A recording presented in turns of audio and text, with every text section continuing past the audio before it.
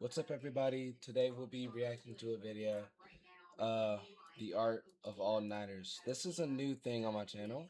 Why can't I do it? So yeah, let's just get straight into the video.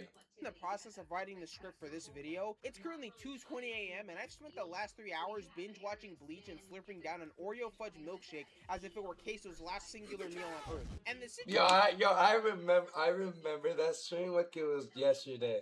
Dude, queso is so funny. I just described in your head is the universal phenomenon known as an all-nighter. An all-nighter is defined as an informal term for staying awake for an entire night instead of sleeping. People usually do things for all-nighters like studying, watching shows, out partying, the usual stuff. Some of you, on the other hand, spend that time doing some not-so-secretive activities. It's alright, bro. We see the bottle of lotion and tissues on your desk. That's enough for today. Everyone at some point in their lives has pulled an all-nighter before. Yes, I'm talking to you. I know for a fact you're watching this video at 3 in the morning, butt-ass naked in your Calvin Klein underwear with a bag of hot Cheetos and a large cherry Slurpee from 7-Eleven. And Who's gonna tell him?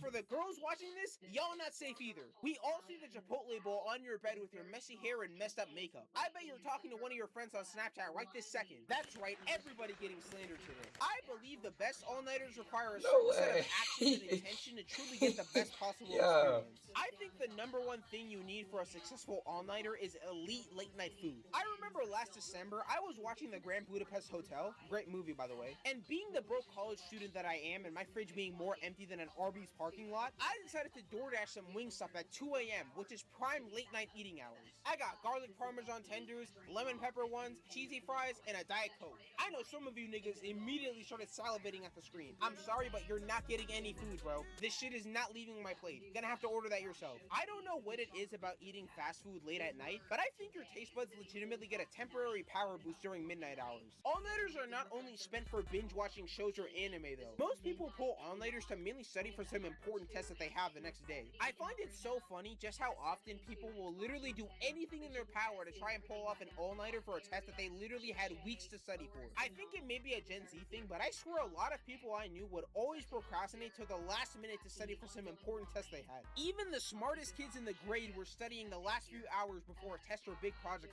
When it comes to pulling all-nighters for something like a test, your number one asset to really get the most out of it is some super high caffeine drink to keep you awake and attentive during the night. Now, personally, I don't usually consume energy drinks or coffee like that. Yes, I know, glaze me. I always got concerned that I would get super addicted to caffeine if I ever started regularly drinking it at some point, but even I have to admit these types of drinks are some of the most essential parts of pulling off an all-nighter. The only energy drink I've consumed a few times here and there is Celsius, which actually tastes pretty good for how low calorie it is. Also, Arctic Vibe is the best flavor by far. I do not care what anyone else says. Another thing you need to complete a successful all-nighter for a test is the right music selection. Now, I'm a very big hip-hop fan, but I legitimately struggle to listen to hip-hop during all-nighters because half the time I just end up enjoying the music too much and get way too distracted. I mean, listening to Cardi and Uzi with max volume isn't gonna exactly help me pass my calculus test. This is a little basic, but I think some of the best music choices to listen to while studying is white/brown noise, and most importantly, Minecraft music. You really haven't experienced peak life if you've never listened to Minecraft music during 3 a.m. while staring at the ceiling. There is nothing more nostalgic than listening to Mice on Venus or Moog City while contemplating all of your life's choices and dreaming about your fruitful childhood. Which reminds me, another thing you're able to do during all-nighters is stay up to listen to a Thursday night album drop. Some of my favorite all-nighters of all time were done reacting to albums on a Thursday night with nothing but my headphones and multiple Genius tabs open. I still remember listening to We Don't Trust You back in 2024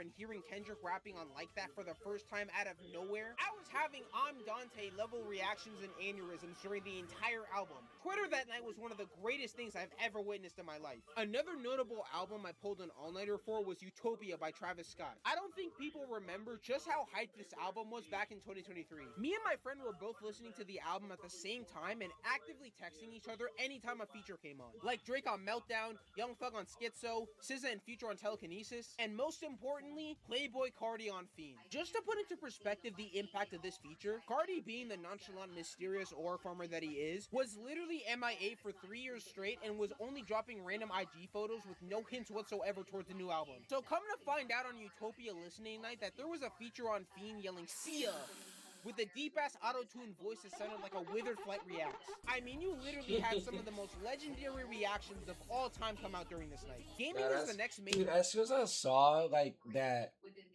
that Utopia album, bro. Oh my goodness, that album is low key the best album I ever seen. On my mother, thing that people usually or pull listen to. all-nighters I for. mean, I think specifically for gaming compared to everything else, the overall experience is way more amplified when you're playing with friends as well. For some people, nothing beats loading up a game of Valorant with a can of Monster and Popeyes while in a Discord call screaming at the top of your lungs. When nah, Prime that's Fortnite was facts. happening, me and my friends were actively staying up multiple nights running squads and trios while trying our hardest not to scream into our mics because something bad happened. I think pulling off all-nighters in general is way easier the older you get, because as a kid, you have to deal with curfews and restrictions that constantly hinder your ability to stay up. The most pure personification of fear that can happen to you while staying up late to play the game is one of your parents opening the door to your room and standing in the middle of your bedroom with the most intense death stare possible. And either you get the most Dude, oh my goodness. I remember this one time.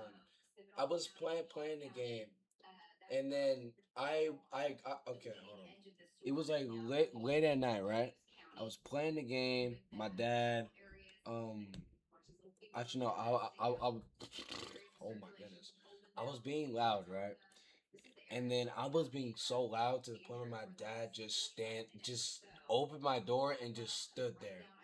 And then I had to turn my game off, and then I just like, you know, I just got it taken away for a little while, bro. That would happen all the time.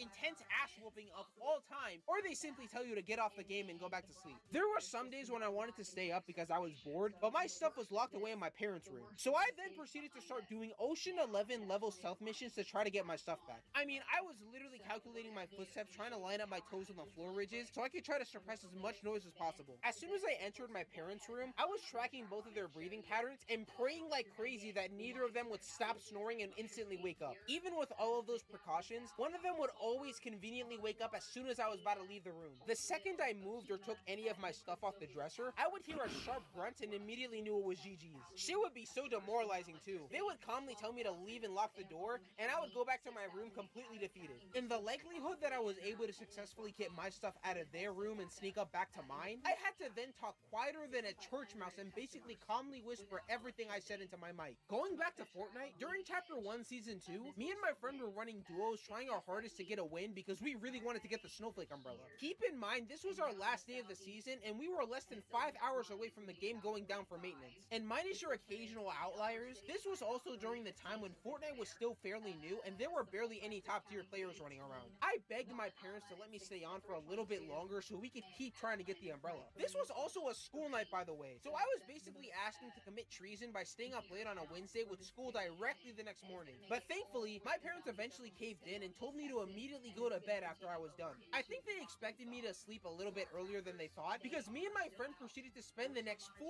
hours trying our hardest to get a win. Eventually, it was down to the last 3 teams, including ours. The other 2 started fighting each other, and both me and my friend waited for the perfect opportunity to third party. Once one of them got eliminated by the other team, me and my friend instantly jumped in with an RPG and grenade launcher, completely booming the last team and finally getting the win. And after seeing that victory royale plastered all over my screen, the only thing I wanted to do with that exact moment was start yelling in joy and happiness. Unfortunately, by the time I was done, it was almost 1 a.m. and I did not want to wake up my entire house and get the craziest ass whooping of all time. Regardless, we had just achieved a 0-second shot clock level performance with only 40 minutes remaining until the battle pass ended, which is still to this day one of the best nights I've ever had in my life. Fast forwarding some years later, I eventually got to the point where in some rare instances, I would spend the whole night awake beyond the point of just a few hours after midnight. There's been some days where I stayed up all the way till the next morning, and I was able to gradually see the sun rising up and peeking behind the window curtain. You know you stayed up way too long once you start hearing the birds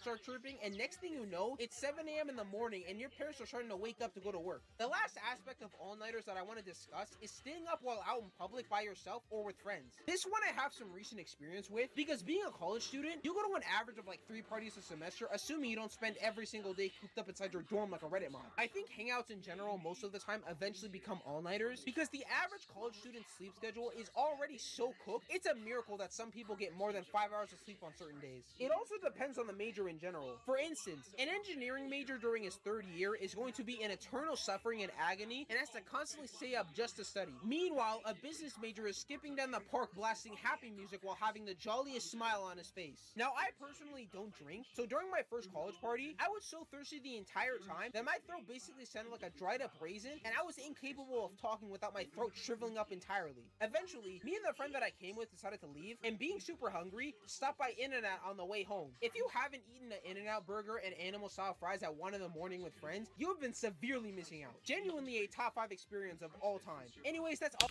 Hot take: In-N-Out is very overrated. I said it.